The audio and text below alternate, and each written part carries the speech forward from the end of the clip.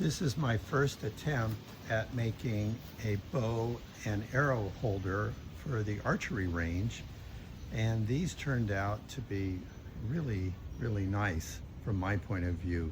They're very compact, lightweight to carry, they are stable, and they are very inexpensive. You could make them for probably around $10, and they'll hold up for a long time. Let's take a look a little closer at how they're made. This was my first attempt at making a holder. I used 1-inch PVC pipe. I'll show you later how I flared the ends of them so they wouldn't fall through the hole and they would accept the arrows easily. You'll notice this is maple.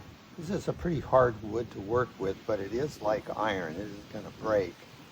And you can see I cut a notch in here by flipping it upside down and putting it through my table saw. And then I took some carving tools and just notched this out so my nocks could fit right in there and it would sit nicely. This was made, the iron here I will show you later, is made from an old satellite dish bracket that I pulled off my house. Now, if you don't have the satellite dish bracket like this that you can use, this one is probably even less expensive. I'll flip it around.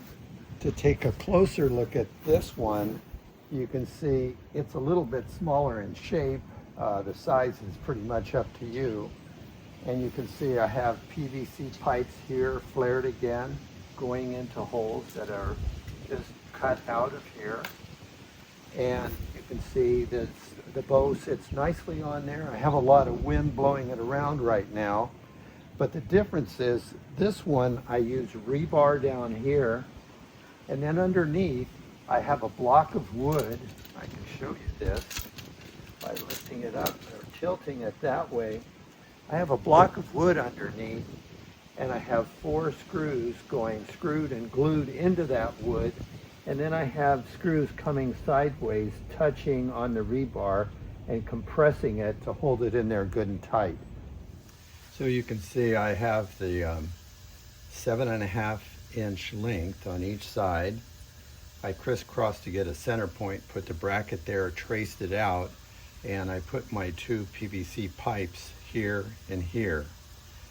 I wish I had a hole drill that would be that size, but I don't, so I'm going to have to cut it out with a scroll saw. And then I'm planning to put arrows on one side, and on the other side have the bowstring going through to hang from. Let's start by cutting through the wood. Now we have our piece, and I'm slowly here going through this maple, making holes in the center of the circles, and later on I can slip the scroll saw blade through these holes and cut out circles. Circles are the hardest thing to cut, but the flaring of the tube will cover any little error I make. So now I'm on the scroll saw. I'm going to carefully cut just outside the line so it will fit the tube and it'll slide through easily. Now I want to make some grooves for the string, and I'm going to just barely have maybe 1/8 of an inch up of blade, and I'm running it through and I'm making one groove. And you'll notice now I slide the fence over, and I'm going to slide it over just about a blade width, so I'll have 2 blade widths side by side, and that will fit the string very nicely. So when I'm done with that, I'm going to show you here how I flare the end of this tube. I found the best way is run the heat up through the center of the tube, kind of going, and I'm spinning this tube as fast as I can, just like a barbecue, and I push it down, and you can see it flares out very nicely, nice and cool there, and ready to go. Take it outside. I'm holding it on a broom handle here, and I'm spraying, and a little bit of wind, but I'm outside and it's doing a good job. It'll dry very quickly. Here you can see the major differences between the 2 designs I have for this bow holder. One is this one is using a bracket and a pole that came with a satellite dish bracket that was posted on my rooftop. And here you can see all I did is center it and put 4 screws into it and anchored it into a piece of maple that was 5.5 inches by about 7 inches. The size is kind of up to you.